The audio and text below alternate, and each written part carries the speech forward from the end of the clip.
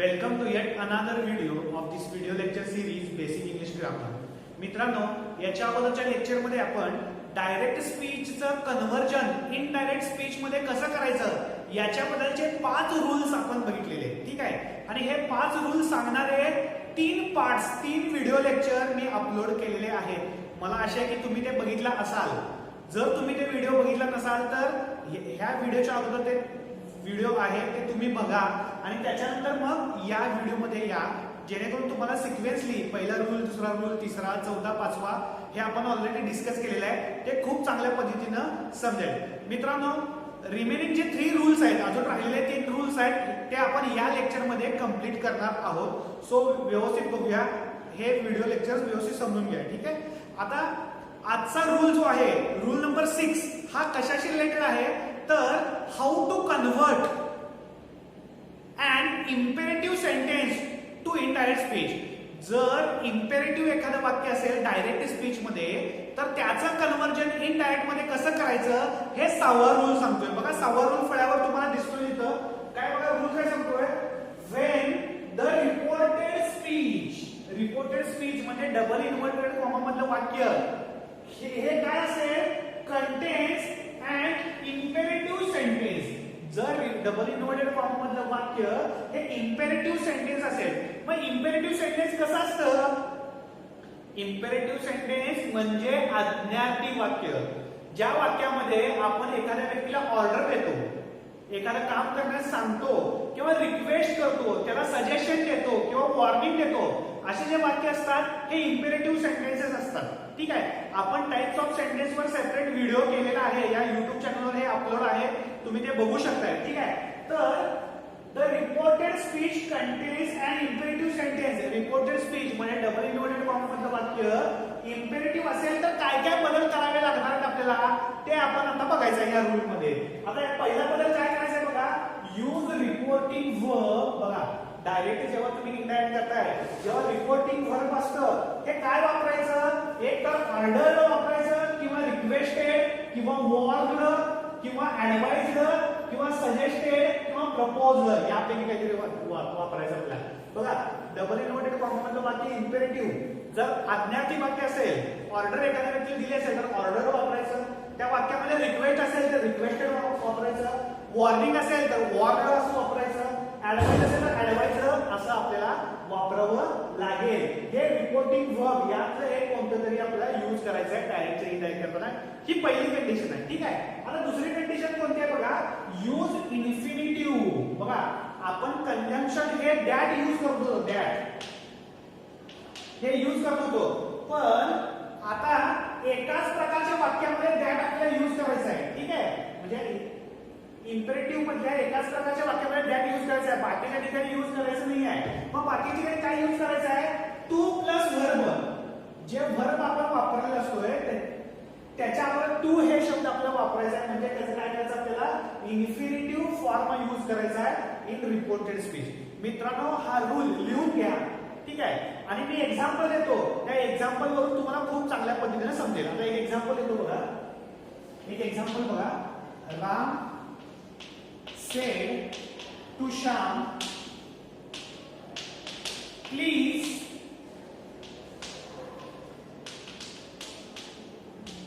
give me your notebook.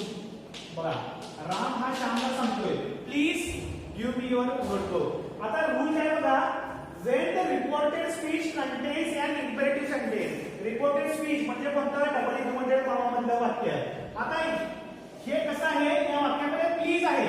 Please, आता राम श्यामला invest करतोय, please me lecture आलो होतो, तुम्हाला नोटबुक देशील काय, किंवा प्लीज मला तुझी नोटबुक दे, असं तो काय करतोय, प्लीज म्हणतोय.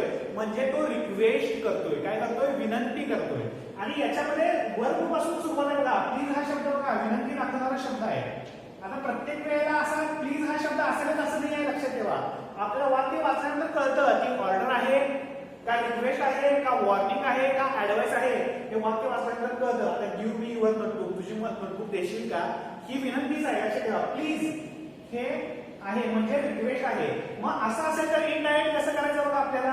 आता इनडायरेक्ट करत असताना काय व्हायचं, राम सेड टू हे काढायचं आहे आपल्याला. आणि काय यूज करायचं आहे, यूज इन्फिनिटिव्ह इन्फिनिटिव्ह नाही यूज रिपोर्टिंग वर्ब काय यूज करायचं आपल्याला ऑर्डर रिक्वेस्टेड वन. आता याची रिक्वेस्ट आहे ना आपल्याला काय करायचं आहे रिक्वेस्टेड. बघा राम रिक्वेस्टेड श्याम. रामनं श्यामला विनंती केली असं वाक्य होते. आता दॅट यूज करायचं का इथं नाही हे ह्या टाईपच्या एकाच प्रकारामध्ये यूज करायचं आहे हे झाल्यावर मी सांगणारच आहे. आता काय यूज करायचं इथं use infinitive two plus verb use करायचं आहे. आता याच्यामध्ये वर्ब कोणता आहे गिव्ह हे वर्ब आहे. मग आपल्याला गिव्हचं इन्फिनिटिव्ह काय होणार टू गिव्ह. बघा Ram requested Shyam to give him. बघा मी प्रोनाउन आहे हे हिम मध्ये चेंज झाले कारण लिस्नर आणि स्पीकर कोण आहे. बघा आपण 5व्या रूलमध्ये सांगितलेलं आहे प्रोनाउन कसे चेंज होतात. Ram requested Shyam to give him his notebook. बघा रामने श्यामला विनंती केली की त्याला त्याची वही पाहिजे.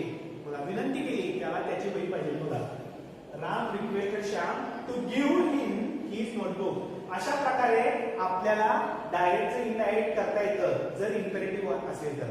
आता इम्पेरेटिव्ह म्हणजे डबल इन्व्हर्टेड कॉमा मधलं वाक्य आहे. आता याच्यामध्ये रिक्वेस्ट आहे म्हणून आपण इथे रिक्वेस्टेड यूज केलं. समजा इथे ऑर्डर असती ते ऑर्डर दिलं असतं क्लोज द डोअर. बघा Ram said to Shyam close the door. Ram श्यामला सांगतोय हे दरवाजा बंद कर. आता ही विनंती आहे काय नाही आहे ऑर्डर आहे. मग ते वाक्य कसं होणार Ram order Shyam to close the door. मी ते लिहून देतो बघा तुमच्या लक्षात येईल.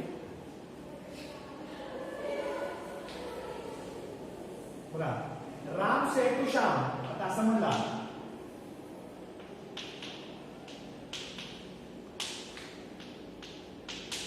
Close the door. बघा आता Ram said to Shyam close the door. हे गुड दरवाजा बंद कर. आता ही ऑर्डर आहे आज्ञा दिलेली आहे. मग इथे रिक्वेस्टेड लिहून चालणार आहे आपल्याला रिपोर्टिंग वर्ब नाही आहे ऑर्डर आहे म्हणून ऑर्डर्ड लिहायला पाहिजे. राम ऑर्डर्ड श्याम. बघा राम ऑर्डर्ड श्याम. आता हे ऑर्डर पहिला चेंज केलं आपण रिपोर्टिंग वर्बचं. दुसरं चेंज काय करायचं आहे इन्फिनिटिव्ह यूज करायचं आहे. इन्फिनिटिव्ह आता इथं वर्ब कोणता आहे क्लोज हे वर्ब आहे. मला टू हा शब्द फक्त ऍड करायचा. टू क्लोज इन्फिनिटिव्ह झालं. Ram order Shyam to close the door. बघा एवढं सोपं आहे. आपल्याला वर्बचं काय करायचं आहे इन्फिनिटिव्ह वाक्य शब्द यूज करायचा आहे आणि ऑर्डर असेल तर ऑर्डर रिक्वेस्ट असेल तर रिक्वेस्टेड करायचं. ठीक आहे. अजून एक वाक्य बघूया.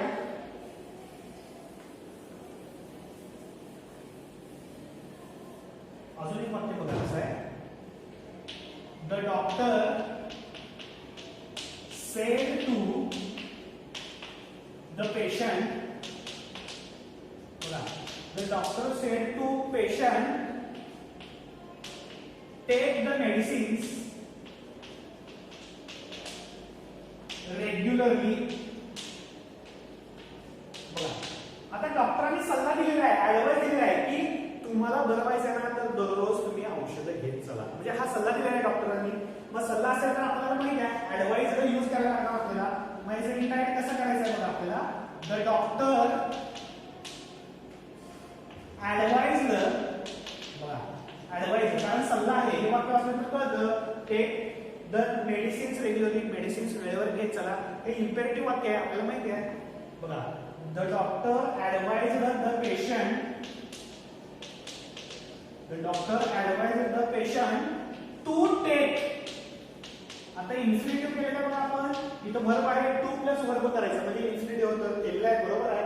The doctor advised the patients to take the medicines regularly. Full stop. The doctor advised the patient to take medicines regularly. बघा बरोबर आहे काय होय. मगाशी ऑर्डर होती ऑर्डर यूज केलं. मगाशी रिक्वेस्ट होती रिक्वेस्टेड यूज केलं. आता हा सल्ला आहे तसंच सल्ला यूज करायचा. ठीक आहे. तर वॉर्निंग असेल तर वॉर्निंग यूज करायचं. हे या पद्धतीनं आपल्याला डायरेक्ट इनडायरेक्ट करायचं आहे. ठीक आहे. आता एक अजून एक कंडिशन आहे याच्यामध्ये एक बदल आहे ज्याच्यामध्ये दॅट यूज करायला लागतं ते आता मी तुम्हाला सांगणार आहे.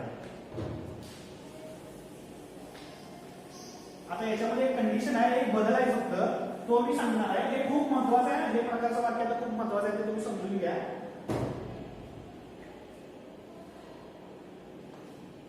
बघा आता हे वाक्य आहे बघा. He said let the child go home now, हे वाक्य आहे बघा. He said let the child go home now. आता हे वाक्य सुद्धा इम्पेरेटिव्ह आहे आणि या इम्पेरेटिव्ह वाक्याची सुरुवात लेट या शब्दाने झालेली आहे. लेट एलईटी लेट या शब्दात झालेली आहे. मग ज्या ज्या वाक्यामध्ये लेट न सुरुवात होते, जे जे वाक्य डायरेक्टचं इनडायरेक्ट करताना लेट न सुरुवात करायचं होतं ते इम्पेरेटिव्ह वाक्यच आहे. मग याच्यामध्ये बदल कसा करायचा बघा. आता याच्यामध्ये बदल कसा करायचा आहे तर आपल्याला reporting verb, order, requested, warn यातला काही यूज करायचं नाही आहे. कारण यांना ऑर्डर आहे का रिक्वेस्ट आहे काय कळत नाही आपल्याला, ते यूज करायचं नाही. तर त्याच्याऐवजी काय करायचं आहे, ही सेड जे आहे तेच आपल्याला घ्यायचं आहे. ही सेड तो म्हणाला, ही सेड दॅट आणि दॅट यूज करायचं आहे. मगाच्यामध्ये आपण दॅट यूज केलं होतं काय नाही, त्याच्याऐवजी इन्फिनिटिव्ह यूज केलं होतं. टू प्लस वर्ब हे इन्फिनिटिव्ह केलं होतं. आणि लेट न सुरू होणारी वाक्य आहे त्याला अपवाद असतात मित्रांनो, हे समजून घ्या तुम्ही. He said that the child should go. आता हा बदल बघा. The child should go. Should हा शब्द इथे वापरायचा आहे कंपल्सरी. ज्या वर्बच्या अगोदर आपल्याला काय यूज करायचा आहे, शुड हा शब्द कंपल्सरी आपल्याला वापरायचा आहे. बघा बदल काय झालेला आहे. He said that, that use केले. मगाशी यूज केलं होतं काय नाही, इन्फिनिटिव्ह यूज केलं होतं. Reporting verb, order, request use केलं होतं. आता यूज केलेलं आहे काय ते नाही का, कारण याची सुरुवात लेट ह्या शब्दाने होते. हे सुद्धा इम्पेरेटिव्हच आहे, लक्षात ठेवा मित्रांनो. हे सुद्धा इम्पेरेटिव्हच आहे, पण एका वाक्यापुरतं लेट न सुरू होणारे जे वाक्य असतं त्याच्यापुरता हा बदल आपल्याला करायचा आहे. He said that the child should go home. आणि आपण 6व्या रूल मध्ये बघितलेला आहे. नाऊ असेल तर काय करायचं आहे, देन हा शब्द यूज करायचा आहे. नाऊ असेल तर ते यूज करायचा, डबल इन्व्हर्टेड कॉमा काढून टाकायचं. हे डायरेक्ट इनडायरेक्ट झालेलं आहे. लक्षात घ्या मित्रांनो. हा बघा रूल नंबर 6 आहे. जर इम्पेरेटिव्ह वाक्य असेल तर अशा प्रकारचं बदल करायचं आहे. आणि याच्यामध्ये तुम्ही हे शेवटचं लेट न सुरू होणार, याच्यामध्ये दॅट यूज करायचं आहे, शुड यूज करायचं आहे. हे तुम्ही विसरायचं नाही, ठीक आहे. दिस इज द 6th रूल. हा तुम्ही व्यवस्थित लिहून घ्या, वहीमध्ये नोट करा आणि याचे जास्तीत जास्त एक्झाम्पल तुम्ही सोडून बघा. तुम्हाला खूप चांगल्या पद्धतीनं कळेल. नाही कळालं तर मी आहेच, मला तरीही कॉन्टॅक्ट करा, मी तुम्हाला एक्सप्लेन करेन, ठीक आहे. हा रूल नंबर 6, ठीक आहे. आता मित्रांनो आपण रूल नंबर 7 बघूया. रूल नंबर 7 याचे एकूण 8 रूल आहे. आपल्याला माहिती आहे डायरेक्ट इनडायरेक्ट करताना एकूण 8 रूल आहेत, त्यातला 7 आपण बघूया. आता काय आहे बघा. when the reported speech contains an interrogative sentence. जर इंटरोगेटिव्ह असेल, डबल इन्व्हर्टेड कॉमा मधलं वाक्य जर प्रश्नार्थी असेल, इंटरोगेटिव्ह असेल तर काय करायचं बघायचं आहे. an interrogative.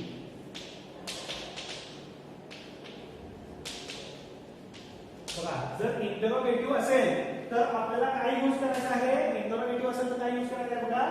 Use the reporting verb. Reporting verb काय काय यूज करायचं आहे आपल्याला. जर प्रश्नार्थी वाक्य असेल तर तुम्हाला माहिती आहे आस्क्ड किंवा क्वेश्चन्ड किंवा एन्क्वायर. एन्क्वायरी करतो ना, प्रश्न विचारतो म्हणजे एक तर एन्क्वायरी करतो, क्वेश्चन आपण करतो, एखादी गोष्टीची विचारणा करतो, आस्क्ड आपण असं करतोय. आता या तिन्हीतलं एक किंवा डिमांडेड असं पण तुम्ही यूज करू शकता. डिमांडेड यातला एक कोणता तरी तुम्हाला रिपोर्टिंग वर्ब यूज करायचं आहे. हा पहिला बदल आहे, हा पहिला नियम आहे. आणि दुसरा नियम काय बघा. पहिला पॉइंट आहे हा, दुसरा पॉइंट काय बघा.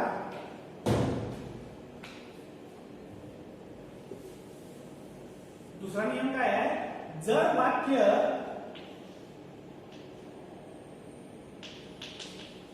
It is WH type. Yes no type पहिला बघूया आपण. येस किंवा नो टाइप. बघा if it is yes no type question. जर हे वाक्य डबल इन्व्हर्टेड कॉमा मधलं येस नो टाइप असेल. बघा आपण इंटरोगेटिव्ह वाक्य काय असतं हे शिकत असताना एक व्हिडिओ बनवलेला आहे मी. ते बघा याच्यामध्ये आपण लिहिलेलं आहे येस क्वेश्चन हे दोन प्रकारचे असतात. एक व्हर्बल क्वेश्चन ज्याला आपण एक्सनो टाईप म्हणतो आणि दुसरा आहे WH क्वेश्चन ज्याला आपण WH वर्ड याच्यामध्ये यूज केला जातो.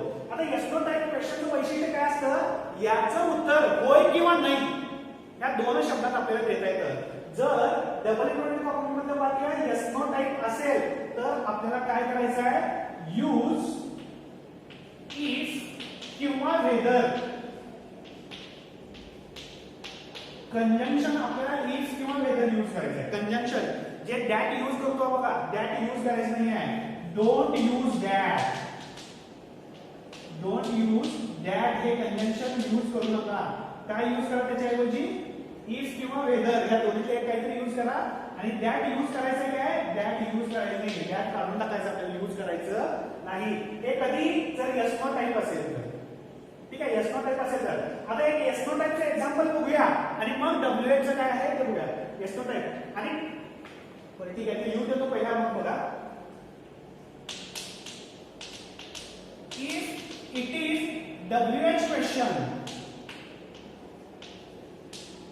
जर डबल इन्व्हर्टेड कॉमा मधलं वाक्य एक तर एसनो टाईप असतं ज्याला आपण व्हर्बल क्वेश्चन म्हणतो किंवा WH क्वेश्चन असतो ज्याची सुरुवात WH वर्ड पासून होते, तर असं असेल, WH असेल सुरुवात, तर काय करायचं आहे, use that WH word.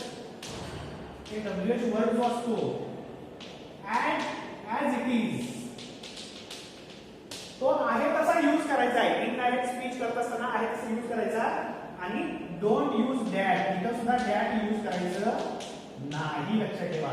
Don't use that, that use करायचं आहे आपल्याला, दॅट यूज करायचं नाही. त्याच्याऐवजी काय करायचं आहे, WH वर्ड यूज करायचं आहे. हे दोन वेगळ्या कंडिशन आहेत, लक्षात ठेवा.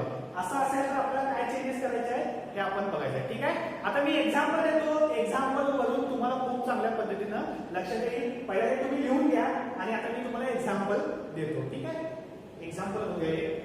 आता हे पुस्तक, हे व्हिडिओ पॉज करून तुम्ही बघा, लिहून काढा आणि आता मी एक्झाम्पल तुम्हाला लिहून देतो. इथे एक एक्झाम्पल देतो, थोडा इथे एक एक्झाम्पल देतो.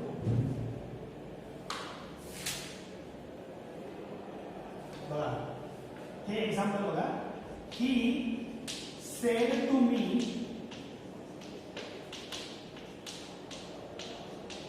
डू यू लाईक फ्रुट्स,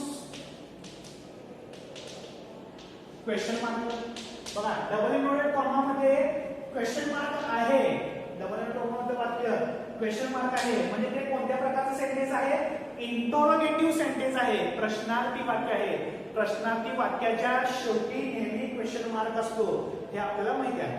मग हे डबल इन्व्हर्टेड कॉमा मधलं वाक्य प्रश्न आहे. मग कोणत्या प्रकारचा प्रश्न आहे, येस नो टाईप आहे का WH प्रश्न आहे. बघा, आता WH वर्ड कुठं आहे का, इथं नाही. म्हणजे कोणत्या टाईपचा प्रश्न आहे हा, येस नो टाईपचा प्रश्न आहे. येस नो टाईप, याचं उत्तर एक तर होय म्हणू शकताय किंवा नाही म्हणू शकताय. आता बघा, डू यू लाईक फ्रुट्स, तुम्हाला फळे आवडतात काय, होय, आय डू लाईक फ्रुट्स, किंवा no I don't like fruits असं तुम्ही म्हणू शकताय. ठीक आहे, असं असेल तर काय करायचं आहे बघा, इनडायरेक्ट करताना. आता सेड टू हे बदलायचं आपल्याला. रिपोर्टिंग वर्ब काय यूज करायचं आहे, एक तर आस्क यूज करायचं आहे, क्वेश्चन यूज करायचं किंवा इन्क्वायरी याचं काहीतरी यूज करायचं आहे. आता आपण आस्क म्हणूया. ही आस्क्ड मी, त्यानं मला विचारलं.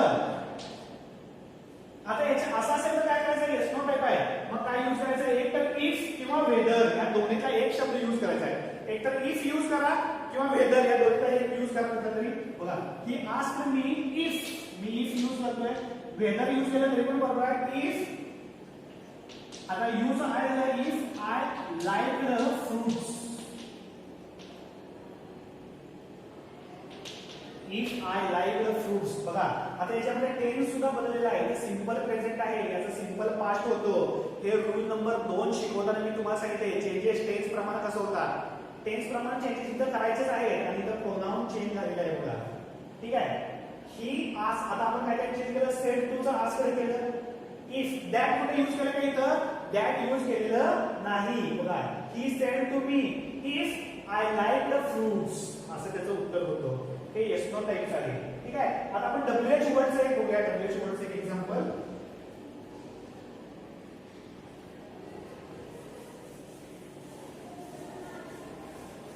अजून एक एक्झाम्पल बघूया. शी said to him, what is your plan?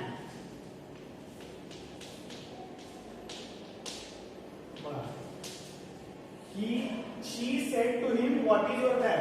आता डबल इन्व्हर्टेड फॉर्म मध्ये वाक्य आहे, याचं टाइप कोणतं आहे? इम्पेरेटिव्ह आहे. काय इम्पेरेटिव्ह मध्ये आज्ञार्थी असतं. आता हे आज्ञार्थी आहे का नाही आहे हे क्वेश्चन आहे, म्हणजे इंटरोगेटिव्ह. मग क्वेश्चन मध्ये पण दोन प्रकार असतात, यस नो टाइप किंवा डब्ल्यूएच. आता याच्यामध्ये कोणता आहे? हा डब्ल्यूएच वर्ड आहे. What is your plan? तुमचा प्लॅन काय आहे? याचं उत्तर यस किंवा नो देऊ शकता का तुम्ही? तुमचा प्लॅन काय आहे? यस असं म्हणू शकत नाही. तुमचा प्लॅन काय आहे? नो असं म्हणू शकता काय? नाही आहे. मग असं असेल तर काय चेंज करायचं बघा, हे बदलायचं आपल्याला. रिपोर्टिंग वर्ब बदलायचं आहे. आज त्याच्या ठिकाणी क्वेश्चन किंवा एम्प्लॉयड यातलं काहीतरी यूज करायचं आहे बघा. शी क्वेश्चन म्हणूया, शी क्वेश्चन हिम बघा, शी क्वेश्चन हिम. आता डब्ल्यूएच वर्ड आहे कसं यूज करायचं? दॅट यूज करायचं का इथं? दॅट यूज करायचं नाही. दॅटच्या ऐवजी आपल्याला डब्ल्यूएच वर्ड आहे कसं यूज करायचं? डब्ल्यूएच वर्ड कोणता आहे? व्हॉट आहे बघा, व्हॉट बघा. She question him what was his plan. He question him what was his plan. आता इथे सिंपल प्रेझेंट होतं, सिंपल पास्ट केलं. रूल नंबर 2 बघा, टेन्स प्रमाणे बदल होतोय. रूल नंबर 2 समजावून घ्या बघा. She question him what was your plan, full stop. बदल काय केलेला आहे? डब्ल्यूएच वर्ड आहे कसं यूज केलेला आहे का? आता हा डब्ल्यूएच क्वेश्चन आहे म्हणून त्याच्यामध्ये सेड टूच्या ठिकाणी क्वेश्चन आपण बदल केला आहे. ह्या दोन्ही रूल प्रमाणे हे बदल झालेले आहेत. हे दोनच एक्झाम्पल मी आता दिले. मित्रांनो एवढ्यावरच अवलंबून राहू नका.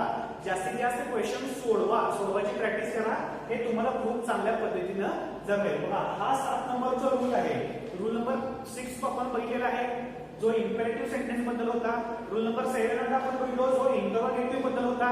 याचे सुद्धा 2 टाइप्स आहेत. हे दोन्ही टाइप्स व्यवस्थित समजून घ्या. आणि आता शेवटचा रूल आपल्याला बघायचा आहे डायरेक्ट आणि इनडायरेक्ट स्पीच मधला.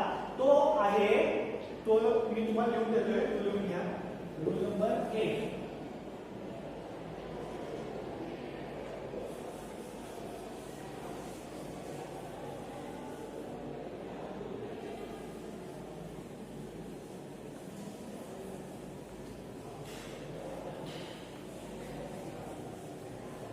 रूल नंबर 8 काय बघा. When the reported speech contains an exclamatory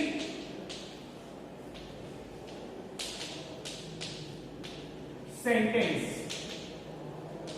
बघा रिपोर्टिंग वर्ब म्हणजे डबल इन्व्हर्टेड कॉमा मधलं रिपोर्टेड स्पीच म्हणजे डबल इन्व्हर्टेड कॉमा मधलं वाक्य हे जर एक्सक्लेमेटरी सेंटेन्स असेल. आता एक्सक्लेमेटरी सेंटेन्स म्हणजे काय? उद्गारवाचक. एखादी गोष्ट बघितल्यानंतर आपल्याला आश्चर्य व्यक्त होतं किंवा एखादी घटना ऐकल्यानंतर आपल्याला दुःख व्यक्त होतं. मग हे दुःख व्यक्त करणारे शब्द आपण त्या सेंटेन्स मध्ये यूज करतो. त्याला एक्सक्लेमेटरी सेंटेन्स असं आपण म्हणतो. मग असं असेल तर काय यूज करायचं आहे बघा. असं असेल तर काय करायचं आहे?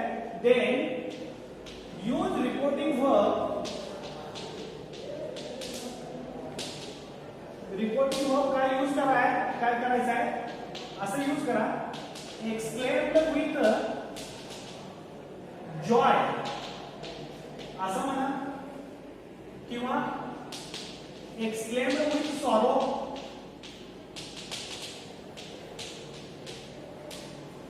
असं म्हणा किंवा एक्सक्लेम्ड विथ फिअर असं म्हणा किंवा एक्सक्लेम्ड विथ टेरर असं म्हणा. रिपोर्टिंग वर्ब जे सेड, आस्क्ड वगैरे टोल्ड असते त्याच्या ठिकाणी आपल्याला एक्सक्लेम्ड विथ जॉय यूज करा, एक्सक्लेम्ड विथ सॉरो यूज करा किंवा एक्सक्लेम्ड विथ फिअर किंवा एक्सक्लेम्ड विथ टेरर. म्हणजे जेव्हा एक्सक्लेमेटरी सेंटेन्स आपण यूज करतो एखाद्या वेळेला जेव्हा आपल्याला खूप भीती वाटते तेव्हा आपण ते वाक्य यूज करतो किंवा आनंद खूप झालेला आहे तेव्हा आपण ते यूज करत असतोय. असं आपल्याला यूज करायचं आहे. आणि त्याच्यानंतर काय यूज करायचं बघा. Use conjunction that. आता दॅट याच्यामध्ये यूज करायचं आहे. इंटरोगेटिव्ह मध्ये यूज करायला सांगितलं होतं काय? दॅट यूज करायला लागत नव्हतं. हे यूज करायचं आहे. आणि काय करायचं आहे? Remove exclamatory mark.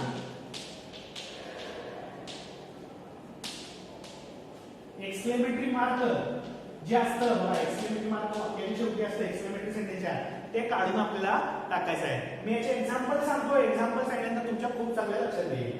बघा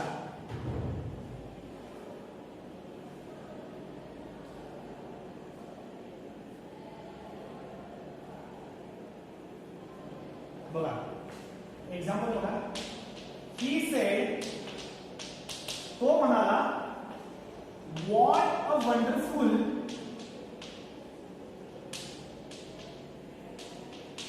प्लेस इट इज. बघा वाक्य काय बघा.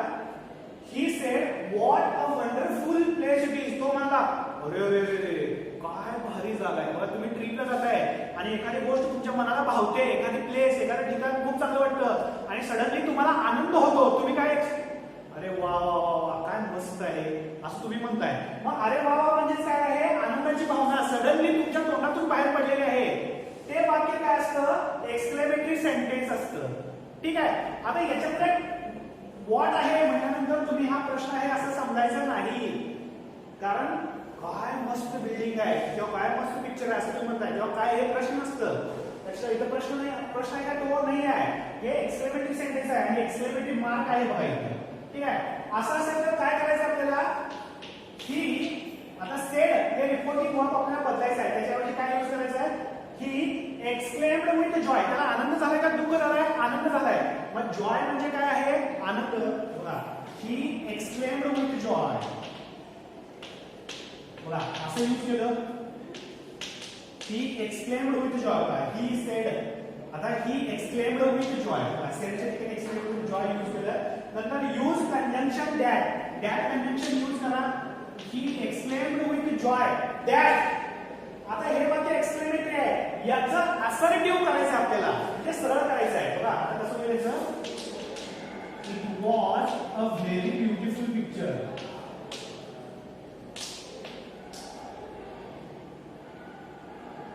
ब्युटिफुल नाही, वंडरफुल आहे.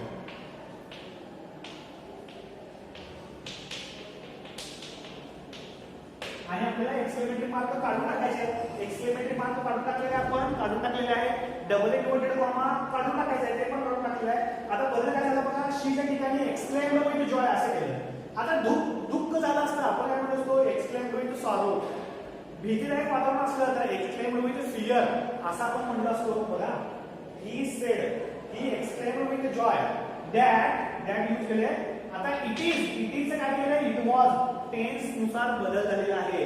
रूल नंबर 2 परत मी सांगतोय. रूल नंबर बघा, त्याच्यामध्ये चार्ट दिलेला आहे. डायरेक्ट स्पीच मध्ये एक टेन्स असेल तर इनडायरेक्ट मध्ये कोणता होतो हे परत समजून घ्या तुम्ही. हे सगळे पार्ट्स व्यवस्थित बघा. He exclaimed with joy that it was a very wonderful picture. अशा पद्धतीनं याचे चेंज झालेले आहे. ठीक आहे. अजून एक एक्झाम्पल बघूया.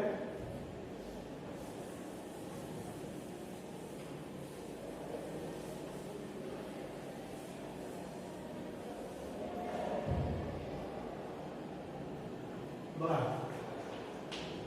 he said, alas, we lost the match. बघा परवा इंडियाने ऑस्ट्रेलियावर कसोटीमध्ये मात केलेली आहे. भारत तुम्हाला माहिती आहे की 36 वर ऑल आउट झालं होतं पहिल्या मॅच मध्ये, पण दुसऱ्या मॅच मध्ये खूप चांगला कमबॅक केला आणि आपण मॅच जिंकलेली आहे. मग तेव्हा ऑस्ट्रेलियाचा कॅप्टन टीम पेन हातात झाला असेल, डोक्याला हात लावला असेल आणि तो काय म्हणाला असेल, वी लॉस्ट, पण मॅच हरलेली आहे. म्हणजे अलास म्हणजे काय, अरे रे, म्हणजे एखादी वाईट घटना आपण ऐकल्यानंतर आपल्या तोंडून कसे शब्द आपण बाहेर पडतात, अरे रे खूपच वाईट झालं असं आपण म्हणतोय. मग त्यांनी मॅच हरलेली आहे हे दुःख झालेलं आहे. मग याचं कसं करायचं आपल्याला बघा, ही एक्सक्लेम्ड विथ, आता इथं जॉय आपण म्हणणार आहे काय, आनंद झाला काय नाही आहे, सॉरो, त्यांना दुःख झालेलं आहे. मग आपण काय करायचं, ही एक्सक्लेम्ड विथ सॉरो, नंतर काय यूज करायचं आहे, कंजंक्शन दॅट. बघा he exclaimed with sorrow that they, वीचं चेंज होणार बघा, वी याचं दे झालेलं आहे. आणि लॉसचा सेकंड फॉर्म आहे, म्हणजे सिंपल पास्ट असेल तर पास्ट परफेक्ट आपल्याला करायचं आहे. रूल नंबर 2 हे शिकलोय आपण. त्यात बघा, they had lost the match. they had lost the match. बघा, he exclaimed with sorrow that they had lost the match. ठीक आहे मित्रांनो, हे रूल नंबर 8 याच्या पद्धतीनं आपल्याला असं सोडवता येतो. ठीक आहे मित्रांनो, एवढ्याच एक्झाम्पल वरती तुम्ही अवलंबून राहू नका. तुम्ही जास्तीत जास्त एक्झाम्पल इंटरनेटवर शोधा, पुस्तकांमध्ये बघा. तुम्हाला 10वी पर्यंत किंवा अगोदरच्या सिलेबस मध्ये हे झालं असेल ते शोधून काढा आणि सॉल्व्ह करायचा प्रयत्न करा. सॉल्व्ह केल्यानंतर मला तुम्ही पाठवू शकताय, सर याची उत्तर बरोबर आहेत काय, मी तुम्हाला याचा नक्कीच रिप्लाय तुम्हाला देईन. मित्रांनो, हा पार्ट चौथा पार्ट होता. डायरेक्टचं इनडायरेक्ट कसं करायचं हे आपण याच्यामध्ये शिकलेलं आहे. या 4 पार्ट्स मध्ये आपण 8 रूल शिकलेला आहे. पहिला, दुसरा, तिसरा, चौथा, पाचवा, 6वा, 7वा, 8वा सगळे रूल व्यवस्थित एका पेजवर लिहून काढा. मी प्रत्येकाचे एक्झाम्पल दिलेले आहे, ते एक्झाम्पल पुन्हा एकदा सोडवून बघा. काही होमवर्क साठी सुद्धा दिले आहे, ते सुद्धा तुम्ही सोडवून बघा. तुम्हाला खूप चांगल्या पद्धतीने हे समजेल. समजलं नाही तर मी आहेच. मित्रांनो, हा व्हिडिओ तुम्हाला नक्कीच आवडला असेल. या व्हिडिओला तुम्ही लाईक करा. हे चॅनल तुम्ही अजून सबस्क्राईब केलं नसेल तर सबस्क्राईब करा आणि तुमच्या मित्रांसोबत शेअर करायला सुद्धा विसरू नका. आजच्या लेक्चरमध्ये एवढंच. Thank you very much.